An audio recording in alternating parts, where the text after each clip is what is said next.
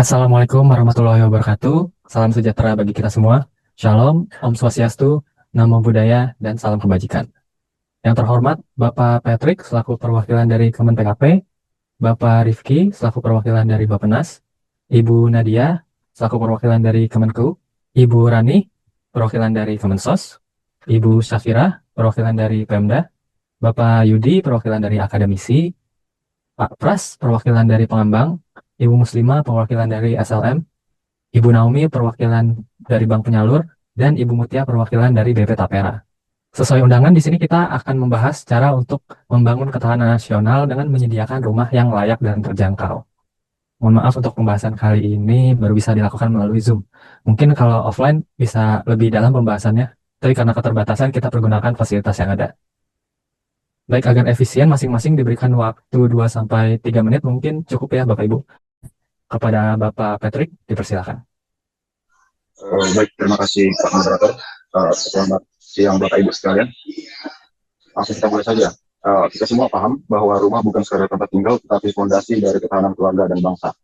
Saat ini, backlog perumahan kita masih mencapai jutaan unit, sementara kebutuhan terus bertambah seiring pertumbuhan penduduk dan urbanisasi. Nah, hari ini 3 poin penting yang ingin saya tekankan, yaitu pertama, rumah layak huni adalah hak dasar setiap warga negara. Jadi, pemerintah berkomitmen penuh untuk memastikan masyarakat berpenghasilan rendah atau MBR dapat mengakses rumah yang aman, sehat, dan terjangkau. Kedua, program ini membutuhkan sinergi semua pihak, dari perencanaan oleh Bappenas, dukungan anggaran Kemenkim, data akurat dari Kemensos, implementasi di daerah oleh Pemda, hingga peran aktif pengembang, perbankan, dan BP Tapera. Tanpa kolaborasi, target kita tidak akan tercapai. Terakhir, kita perlu inovasi dan efisiensi, baik dalam desain bangunan, skema pembiayaan, maupun percepatan perizinan. Akademisi dan praktisi lingkungan ini memiliki peran krusial untuk memberikan solusi yang berkelanjutan. Nah, tujuan rapat kita hari ini adalah merumuskan langkah konkret untuk mempercepat penyediaan perumahan, memastikan subsidi tepat sasaran, dan menciptakan ekosistem perumahan yang sehat dan berkelanjutan. Saya mengundang seluruh pihak untuk menyampaikan pandangan data dan solusi terbaik. Mari kita dengarkan satu persatu ya. Dimulai dari perspektif perencanaan nasional. Moderator, silakan. Baik, selanjutnya ada yang mau menyampaikan pendapatnya atau pandangannya? Mungkin Bapak Rifki, perwakilan dari Bappenas. Ya, terima kasih ya atas kesempatannya moderator. Secara khusus, Bappenas menempatkan sektor perumahan sebagai bagian integral dari strategi penanggulangan kemiskinan multidimensi. Yang artinya backlog perumahan bukan hanya soal angka kekurangan unit, tetapi soal kualitas hidup keluarga secara menyeluruh. Dalam RPJPN 2025-2045, salah satu pilar utama pembangunan adalah pembangunan manusia unggul dan berdaya saing, sehingga akses terhadap rumah yang layak, aman, dan terjangkau bukan hanya sekedar memenuhi hak dasar warga, tetapi juga merupakan prasyarat penting bagi kesehatan, produktivitas, dan stabilitas sosial. Selain itu, pada RPJMN 2025-2029, isu perumahan juga menjadi bagian dari arus utama pembangunan wilayah, transformasi ekonomi, dan penguatan daya saing kota dan desa. Kemudian dalam visi Indonesia Emas 2045, kita juga menargetkan Indonesia menjadi negara berpendapatan tinggi dengan kualitas hidup yang merata, di mana sektor perumahan menjadi bagian dari agenda pembangunan kota cerdas, hijau, dan inklusif. Maka, inovasi dalam perumahan, baik dari sisi desain, material, pembiayaan, hingga tata kelola, harus sejalan dengan prinsip keberlanjutan dan ketahanan iklim. Mungkin begitu ya dari kami. Saya kembalikan ke moderator. Baik, selanjutnya dipersilakan Ibu Nadia dari Kemenku. Terima kasih atas kesempatannya. Dari sisi fiskal, kami memahami bahwa penyediaan rumah layak huni adalah investasi jangka panjang bagi bangsa. Rumah yang sehat dan terjangkau bukan hanya memberi kenyamanan, tapi juga meningkatkan produktivitas masyarakat. Karena itu, dukungan anggaran dari pemerintah tidak pernah berhenti. Selama ini, Kementerian Keuangan telah mendukung lewat berbagai skema seperti subsidi KPR, FLPP, dan juga BSPS untuk memperbaiki rumah tidak layak huni. Namun, seperti yang kita ketahui, dengan keterbatasan APBN membuat kita tidak bisa hanya mengandalkan anggaran daerah. Jika kita hanya mengandalkan anggaran negara semata, backlog perumahan akan sulit teratasi. Karena itu, kami mendorong pembiayaan kreatif, antara lain melalui obligasi perumahan, kerjasama dengan swasta, serta optimalisasi dana tapera. Prinsipnya, setiap rupiah harus tepat sasaran dan transparan. Supaya apa? Supaya program ini tidak hanya berjalan sesaat, tapi juga berkelanjutan demi mengurangi backlog perumahan di Indonesia. Demikian dari Kementerian Keuangan. Selanjutnya, dipersilakan Ibu Naomi. Selamat siang, Mbak. Bu, kalau kami dari perbankan sendiri berperan sebagai penyalur dan pemberi kredit dalam membantu masyarakat membeli rumah, di mana yang pertama kami menyalurkan dana penyediaan perumahan, khususnya melalui kredit pemilikan rumah KPR yang jadi seperti FLPP maupun skema lainnya yang di pemerintah. Dan kedua, kami bertugas melakukan verifikasi terkait dengan di mana kami memastikan masyarakat yang bekerja sesuai dengan ketentuan kerja sesuai nanti dilaksanakan. Dan ketiga, kami memfasilitasi masyarakat melalui akad ini menerima bantuan itu memperoleh akad. Lalu selanjutnya kami juga mengelola pembayaran pertama menjaga pembiayaan. Hal ini penting agar program pembiayaan itu berjalan berkelanjutan dan dana pemerintah yang digunakan bisa kemudian dalam rumah manfaat. Yang terakhir, kami juga berperan dalam edukasi. Jadi bukan hanya memberi kredit, tetapi juga mengedukasi masyarakat agar lebih disiplin dalam mengelola cicilan dan memahami hak serta kewajiban mereka. Dengan kata lain, peran program kami tidak hanya sekedar sebagai keuangan, tetapi kami juga sebagai mitra pemerintah dalam organisasi dan informasi. Demikian dari Baik, selanjutnya yang ingin memberikan pendapatnya. Baik, terima kasih atas waktunya. Selamat siang Bapak Ibu. Saya perwakilan dari BP Tapera ingin sedikit memberikan gambaran di mana BP Tapera ini berperan sebagai pengelola sekaligus penyalur dana pembiayaan perumahan yang bersumber dari tabungan perumahan rakyat, serta fasilitas likuiditas pembiayaan perumahan atau yang bisa kita sebut FLPP. Kemudian, melalui mekanisme ini, BP Tapera memastikan masyarakat berpenghasilan rendah dapat mengakses pembiayaan rumah dengan benda, tenor panjang, dan uang muka yang ringan. Selain itu, BP Tapera juga menjadi penghubung antara pemerintah, perbankan, dan pengembang, sehingga ekosistem pembiayaan perumahan berjalan lebih efektif dan terintegrasi. Dari sisi realisasi sendiri, hingga akhir 2024, BP Tapera bersama FLPP telah menyalurkan pembiayaan lebih dari 655.000 unit rumah dengan nilai sekitar 76 triliun. Sementara pada periode Oktober 2024 hingga Januari 2025 telah terrealisasi tambahan sekitar 37.502 unit rumah.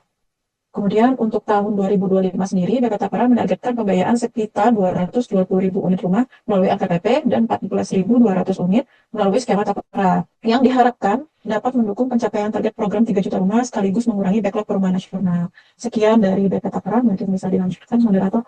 Ini Ibu Rani sudah resen. Ibu Rani dari Kemensos, dipersilakan. Terima kasih moderator atas kesempatan. Untuk penyediaan rumah yang layak dan terjangkau merupakan bagian penting dalam memperkuat ketahanan nasional.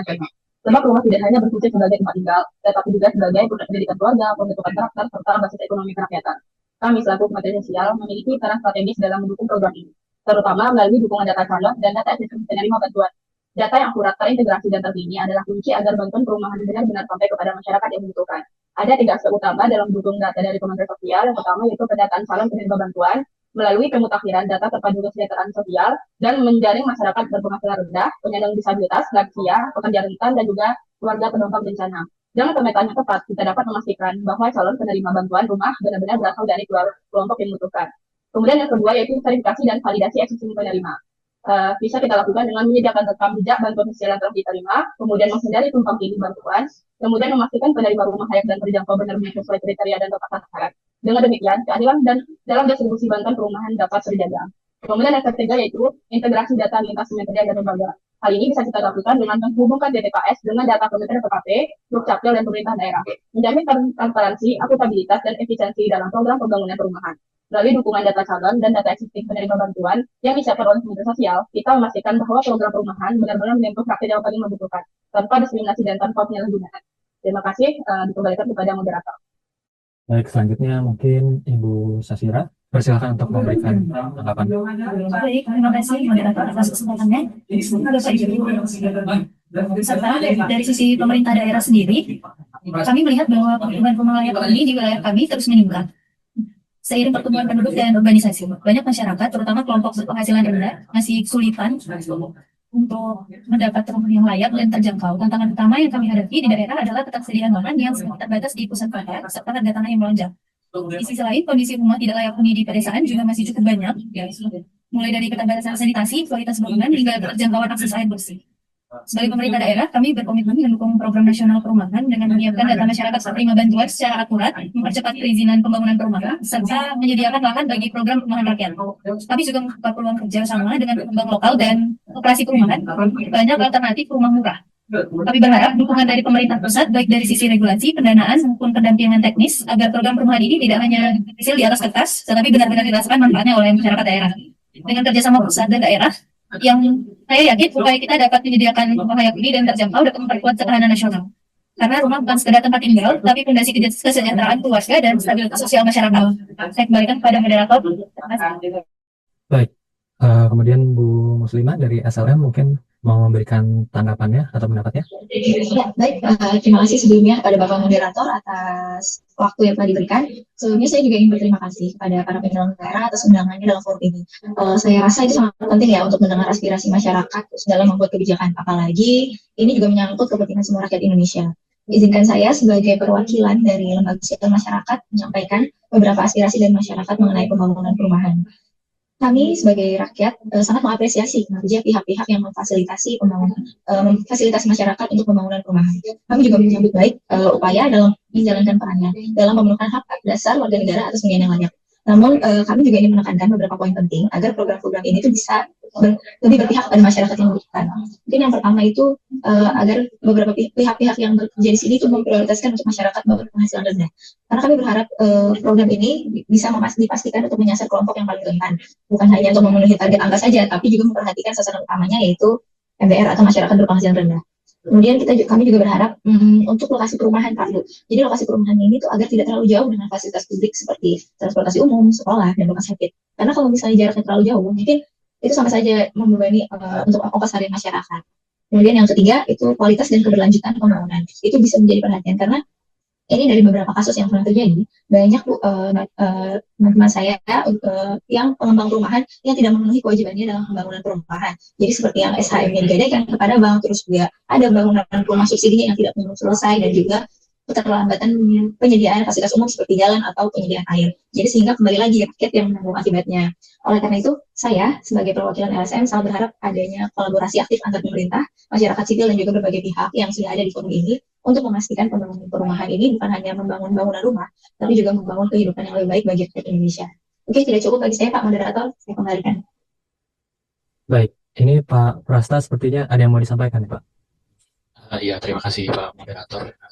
Kalau dari kami, dari sisi pengembang ya, jujur aja, kalau boleh berpendapat gitu, kita punya beberapa keresahan gitu ya, sering dapat beberapa masalah kayak harga tanah yang naik, harga material naik juga, perizinan yang lumayan panjang ya birokrasinya, yang semua itu bikin biaya produksinya juga ikut tinggi gitu, ikut naik juga. Jadi kita paham banget masyarakat, terutama MBR gitu ya, pengen rumah yang murah, yang bagus, dan cepat juga jadinya. Tapi kan di sisi lain kita juga usaha, punya kewajiban gaji karyawan, menjaga cash flow, terus ada juga risiko kalau unitnya nggak terserap pasar juga kan, ada ruginya juga. Jadi kan tekanannya double nih, kita jaga kualitas rumah buat masyarakat, tapi kita harus pastiin juga nih bisnis bisa jalan sehat, dan juga jangan sampai nama pengembang yang jadi jelek gitu nantinya, karena kan kalau terjadi apa-apa sama perumahannya bisa jadi pengembang yang jeleknya. Jadi kita butuh dukungan dari semua pihak yang terlibat, mulai dari bantuan terkait izin, kepastian lahan, keringanan dari fiskalnya, bantuan cicilan buat masyarakatnya juga.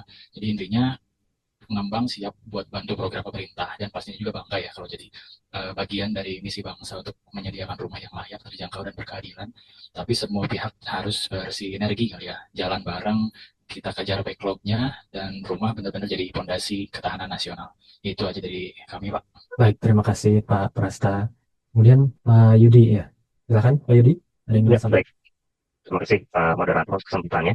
Berikutnya, dari sudut pandang akademis, pembangunan rumah layak huni dan terjangkau harus dilihat secara menyeluruh, tidak hanya dari sisi fisik bangunan, tetapi juga keberlanjutan sosial, ekonomi, dan lingkungan. Oke, yang pertama, efisiensi biaya menjadi kunci. Penggunaan material lokal yang berkualitas, penerapan teknologi konstruksi sederhana, dan inovasi seperti rumah prefabrikasi dapat menekan biaya sekaligus mempercepat pembangunan. Nah, ini sangat penting agar program benar-benar terjangkau bagi masyarakat berpenghasilan rendah. Kedua, aksesibilitas lokasi tidak boleh diabaikan. Rumah yang jauh dari pusat kerja atau fasilitas transportasi publik, pada akhirnya justru menambah beban biaya hidup. Karena itu, perumahan harus dirancang terintegrasi dengan sarana transportasi, pendidikan, kesehatan, dan pusat ekonomi. Dari sisi akademisi, kami siap memberikan dukungan melalui kajian ilmiah, rekomendasi kebijakan, serta evaluasi keberlanjutan. Dalam pendekatan berbasis data dan riset, diharapkan kebijakan perumahan tidak hanya menjadi solusi jangka pendek, tetapi mampu menjawab tantangan jangka panjang dan mewujudkan ketahanan nasional di bidang perumahan. Mungkin itu dari kami, sisi akademis, saya kembalikan ke moderator. Baik, terima kasih Bapak Ibu. Sepertinya semua sudah menyampaikan ya pendapat, keluh kesah, dan saran dari masing-masing organisasi. Dari yang saya simak tadi, sepertinya memang dibutuhkan kerjasama dari semua pihak untuk menyediakan rumah yang layak dan terjangkau demi membangun ketahanan nasional. Jadi, saya simpulkan Bapak Ibu sepakat dalam bekerja sama untuk menyediakan rumah layak yang terjangkau. Sepakat, Pak Moderator. Baik, kalau begitu mungkin rapat bisa diakhiri di sini. Kemudian untuk tindak lanjut akan dibahas dalam agenda pertemuan offline ya Bapak Ibu berikutnya. Diharapkan kehadirannya. Akhir kata saya ucapkan terima kasih. Sampai jumpa. Wassalamualaikum warahmatullahi wabarakatuh.